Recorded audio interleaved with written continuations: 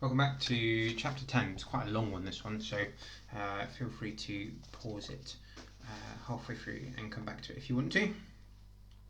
Chapter 10, War and Missing Pieces. On the day after the big fight, just as Tom had guessed, Ahmet became famous. In the playground, wherever he went, people pointed and gasped and called him the boy who beat Brendan the bully, and they asked him lots of questions like, is it true you can do 100 punches in under a minute? And what were you really fighting over? Was it your parents' ransom money? And when are you going to fight again? Can we come and watch? After a while, Miss Hempsey began to tell everyone to leave Ahmet alone, so everyone started asking Michael and Josie and Tom and me their questions instead. I didn't say much, and neither did Michael, but Josie and Tom got so excited that they started to add new bits to the story, so that by the end of the week, most of the school believed that Ahmet hadn't just beaten Brendan the bully up, but had fought Chris and Liam too, over a suitcase full of red diamonds and a pink basketball. All of this made Brendan the bully scowl more than ever, but even though he stared at us all the time and Chris and Liam showed us their fists whenever they saw us, they didn't chase us around the playground or steal Josie's football or smash into us when we were carrying our lunch trays like we thought they would. I bet he's scared of us now that we've got Ahmet, grinned Tom. Yeah, said Josie, he's a proper scaredy cat now. But Michael said he didn't like it one bit and that he bet Brendan the bully was up to something. At first I didn't believe him, but then lots of strange things began to happen to Ahmet. The first thing that happened, just after 2 days after the big fight, we'd all been decorating our new pot for our photosynthesis plants, and Mrs. Khan had given Ahmet a golden star because his plant had grown faster than anyone else's. I think that was because every morning before Mrs. Khan called the register, he would water it and talk to it for 1 whole minute. I didn't know that plants could speak different languages, but when I asked Mrs. Khan about it, she said the plants could speak every language under the sun, and that the more languages they heard, the faster they grew. Ahmet was really proud of his golden star, and he got a silver one too for decorating his pot with pictures of seashells and whales and fish. But when we got back in from last break that afternoon, his pot was lying broken on the floor, and his plant had been stamped on. Someone must have smashed it on purpose, because nobody else's plant pots were hurt at all. Mrs. Khan said that if the person who did it didn't put their hand up right away, they would be in big trouble. But nobody did put their hand up, so the mystery of the murdered plant pot stayed a mystery. Then almost exactly a week after the mystery of the murdered plant pot came the day of the deathly worm tray. After assembly one morning, Mrs. Khan told us all to get our workbooks out from our class trays, but when Ahmet pulled his open, he found it bursting with a whole pile of large, fat, wriggling worms. He cried out and dropped the tray on the floor so that all of the worms went flying out across the room. That made Dean, who sits on the table behind me, be sick all over his table. Dean is scared of anything that doesn't have any legs on it, even snails, but he hates worms the worst. Mr. Whittaker, the school cleaner, had to come and clean it all up, and Mrs. Khan and Miss Hempsey were very angry and checked all of our trays, but no one else had a single worm in their tray, not even Tony the nose picker, who likes to collect all kinds of strange things in his tray. Mrs. Khan told the person who had done it to put their hand up again, and this time she looked at Brendan the bully, as if she wasn't really speaking to any of us and only to him, but again, nobody put their hand up, so Mrs. Khan shook her head and said she was going to make sure that whoever it was would be caught soon and punished, not just by her, but by Mrs. Sanders too. And then after that came the worst trick of all, the one that everyone in the school later called the Great Baked Beans Bag Trap. Every morning, right before Mrs. Khan takes the register, everyone has to put their school bags on their own special hook at the back of the class. And we're only allowed to take our PE kit or homework or lunchboxes out when we're told to. Everyone knows whose bag is where, because everyone's hook has their name on top. And just days after the day of the deathly worm tray, Mrs. Khan told us to get up and collect our PE kits from our bags, just like she always did on Wednesdays. But when Ahmet went to get his PE kit and unzipped his rucksack, a lumpy river of baked beans burst out and splodged and splashed all over him. Everyone cried out, "Ew!" and then instantly fell silent. Mrs. Khan was so angry when no one put their hand up again that she cancelled PE, and Mrs. Sanders came and told the whole class off. It was horrible, especially because Ahmet started to cry when he'd seen what had happened to his PE kit in his bag. I think everyone knew it was Brendan the bully who had done all these things, but no one could prove it, not even Mrs. Khan. After that day, the door to the classroom was locked every break time and at lunchtime, which stopped anything else from happening to Ahmet's things. But I wanted more than anything for Brendan the bully to be caught and to prove he was a criminal. So Michael brought his granddad's magnifying glass in and we all searched for clues, but we couldn't find a single one, not even in the school bins. Ahmet was more upset about the great baked beans bag trap than any of the other things that had happened. And even though Miss Hempsey washed his rucksack with lots of washing up liquid, it looked even worse than before and smelled strange too. But Ahmet still brought it to school every day. I wanted to know why he didn't get a new one, or why Miss Hempsey kept saying that it looked fine when it didn't, and then just 2 days after the great baked bean bag trap, I found out. We'd all put away our books and we were getting ready for group story time, just like we always did on Fridays, when Mrs. Khan made a surprise announcement. "Now everyone," she said, "this is our last afternoon break before we all break up for the half-term holidays, and I thought we could all do with a treat. Instead of us reading a story together, we're going to listen to one instead. And it's a very important story because it's going to be told to us by someone very special in this class." Looking over at Ahmet and Miss Hempsey, she waved them over to where she was standing.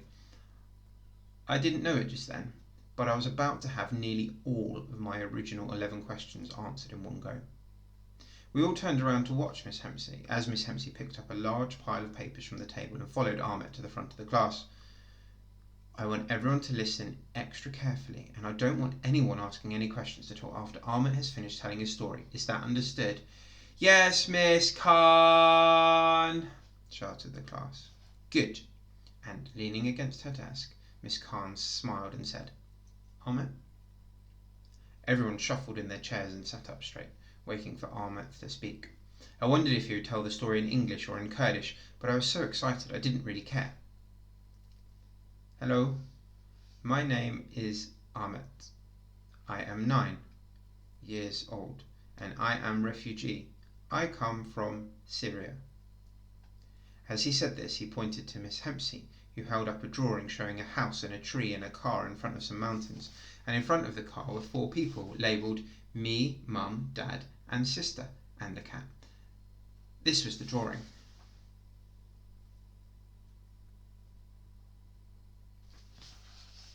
I was surprised because I'd never thought about Ahmed having a brother or sister. I thought he was like me and didn't have any. His sister wasn't at our school. In the picture she looked smaller than him, so maybe she was in nursery. "But in Syria there is big war," said Ahmet, and he pointed to Miss Hempsey again, who held up another picture. This one showed buildings on fire and bombs dropping from a plane and lots of people lying on the ground and other people holding guns, and it looked like this.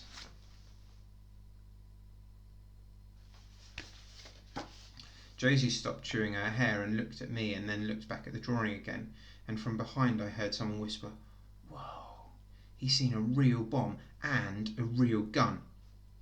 "Because of war, my family run away," said Ahmet, and his lion eyes became big and round and watery.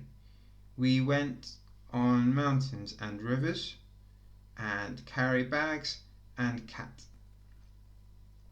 This time Miss Hempsey held up a picture showing family crossing mountains and rivers, and in the sky birds that were crying. In the picture Ahmet had drawn himself carrying a red rucksack with a black stripe on it, just like the one he had now. That was when I knew why he loved it so much, and why he cried when it had been filled with Brendan the Bully's horrible baked beans. He had carried it all the way from his house and over a mountain, which meant it was lots more important and lots more special than any of our bags. This was the picture.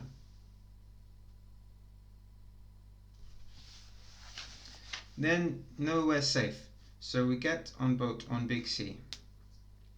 This time Miss Hempsey held up a drawing of a boat, but the boat wasn't like a normal boat with sails and pointy ends and wooden sides. This one was flat and round and was orange on the sides, just like the ones I'd seen on the news that didn't have any toilets in them. And inside the boat were lots of people, all wearing vests that made them look like puffin birds. But there were people in the water too, and they had bubbles coming out of their mouths saying, "Help me." Everyone leaned forward in their chairs and tried to read the labels that Ahmet put over some of the people's heads. I saw me and Mum and Dad, but there wasn't one for Sister or Cat. I know cats don't like water because Josie has a cat, and she says it screams whenever it rains and always wants to stay inside, so maybe Ahmet's cat didn't want to get into the boat, and maybe his sister didn't want to leave it behind, so maybe she stayed behind to look after it. This was the boat picture.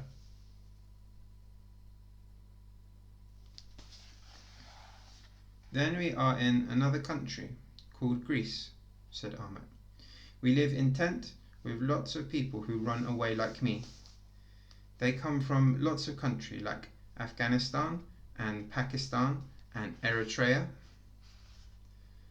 The next picture showed a flag with a blue and a white stripes and a white cross in a blue corner.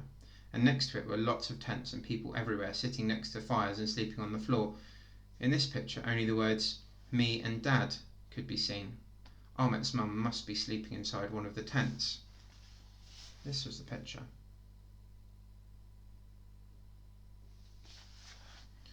Then we walk long time in lots of country. It was cold and we sleep on floor, and then we stay in France. This time Ahmet pointed to the next picture with his finger and showed us the railway tracks he had drawn. On it were people carrying suitcases and children, and all of them were walking to a wall with barbed wire on top. Everyone looked sad. And in the corner there were army tanks and soldiers holding guns, and the guns were pointing at the people with the suitcases and the children. Miss Hempsey held this drawing up for longer than any of the others because Ahmet was looking at it and didn't want to stop staring at it. This was the drawing.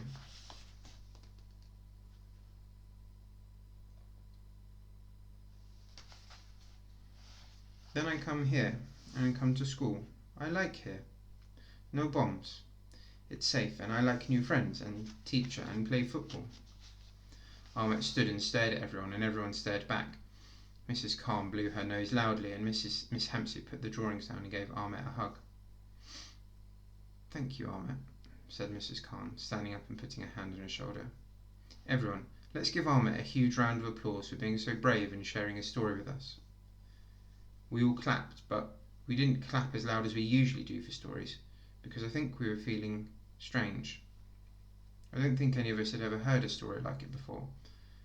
And as sad and as scary as it was even sadder and scarier because it wasn't just a made-up story from one of our own reading books. It was all real. Ahmet had survived everything in his pictures and shown us, and was here, with us. Knowing that made me feel sorry and proud and scared for him all at once, but most of all it made me want to tell him that he was definitely the bravest person I knew. Now, as you have seen, Ahmet's story is very special, and I'm sure you have lots of questions you want to ask him, said Mrs. Khan. Everyone's hands immediately shot up into the air, but I think mine was first. That's wonderful, smiled Mrs. Khan, as she signalled at us to put our hands back down. But as Ahmet is still learning his English words, we're only going to ask him 3 questions. I want you all to write down just one question for him on a piece of paper. Mrs. Khan walked around and gave us each a thin slip of blank paper. And when you're done, Miss Hempsey is going to pick out 3 questions we can ask him. You have a few minutes to think of your question and then to write it out in your very best handwriting. Try to get all of your spellings right, and remember, just one question each.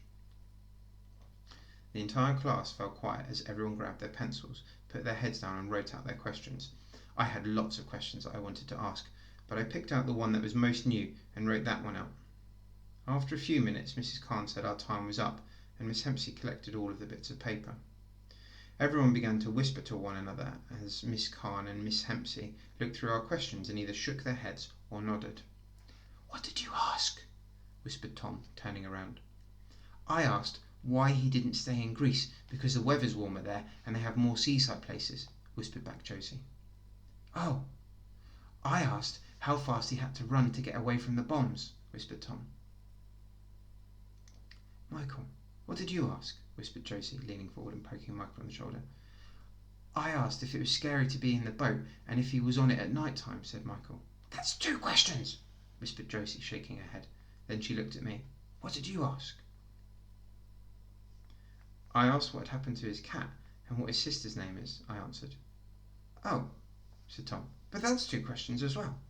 "Right, everyone," said Mrs. Khan, clapping her hands so that we all stopped whispering and looked to the front of the class. "We have some excellent questions here, but we've chosen 3.